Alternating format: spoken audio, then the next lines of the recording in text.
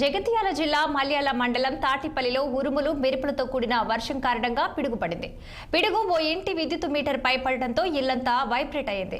ఇక దీంతో ఇంటి పైకప్పు కూలింది. ఘటనలో ఇంట్లో నివసిస్తున్న జర్రిపోతుల సుమలత అనే గృహిణి, ఆమె కొడుకు, కూతురుకు తీవ్ర గాయాలయ్యాయి.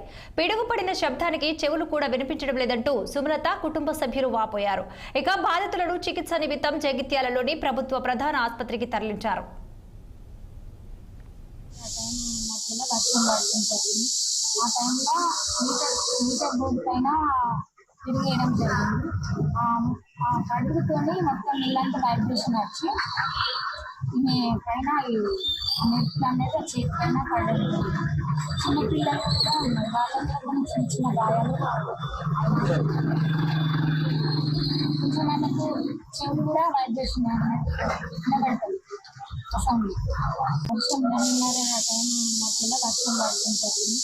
ఆ టైంలో మీటర్ బోర్డు పైన తిరిగేయడం జరిగింది. ఆ పడుగుతోని మొత్తం ఇల్లంతా వైబ్రేషన్ వచ్చి ఈమె పైన నెట్ అనేది చేతి పైన పడడం జరిగింది. చిన్నపిల్లలు కూడా ఉన్నారు. యాదగిరిగుట్ట ఆలయ ప్రసాదాల గోదాంలో చోరీ